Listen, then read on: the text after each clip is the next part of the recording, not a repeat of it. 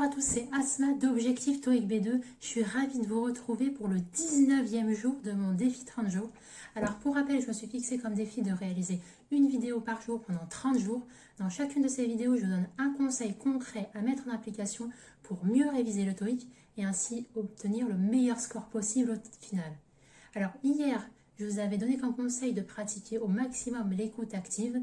Aujourd'hui, un conseil complémentaire, ce que je vous donne aujourd'hui, c'est de pratiquer au maximum l'écoute passive.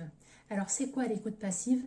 C'est tout simplement le fait d'écouter un programme en anglais.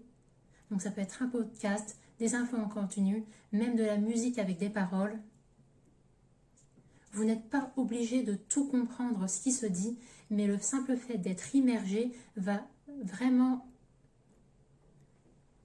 vous aider à mieux comprendre l'anglais. Donc justement, pourquoi est-ce que c'est important dans le cadre d'une stratégie de révision TOEIC de pratiquer l'écoute passive au maximum? Justement, le fait d'être immergé dans un bain linguistique va vous aider à familiariser votre oreille avec les sons qui se disent en anglais.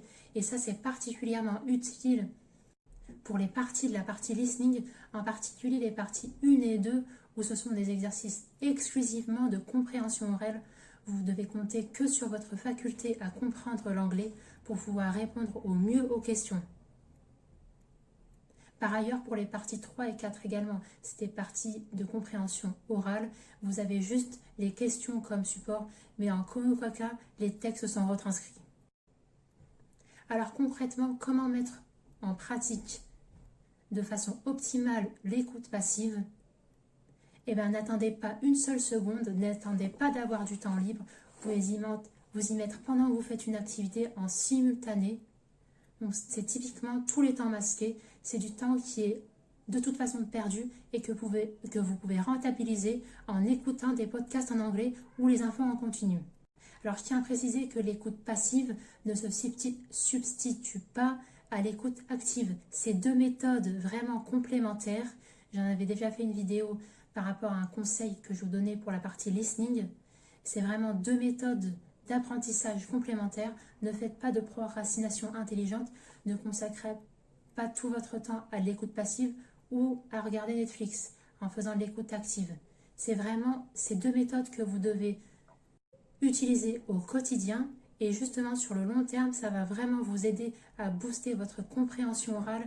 C'est comme ça que j'ai réussi à m'en sortir la deuxième fois quand j'ai repassé le TOEIC et à booster vraiment mon score en étant au maximum immergé dans la langue anglaise.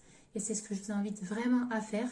Et justement, dites-moi en commentaire si vous aussi, vous pratiquez ou non de l'écoute active ou passive. Si vous privilégiez plutôt l'écoute active ou l'écoute passive, lequel vous utilisez au quotidien et est-ce que ça marche pour vous dans vos révisions TOEIC? Justement, en parlant de révision TOEIC, vous êtes libre de démarrer gratuitement avec mon e-book. C'est un kit de démarrage au TOEIC dans lequel vous trouverez 7 fiches récapitulatives des 7 parties du TOEIC, 7 fiches de grammaire à connaître absolument avant de passer le TOEIC, plus un hack pour réussir à répondre au mieux à la partie 5, plus un lien pour faire un TOEIC blanc dans les conditions réelles de l'examen. Je vous laisse découvrir tout ça en description de cette vidéo. Et justement, si vous avez le moindre problème concernant le TOEIC, dites-le moi en commentaire et j'y répondrai avec un conseil concret à mettre en application.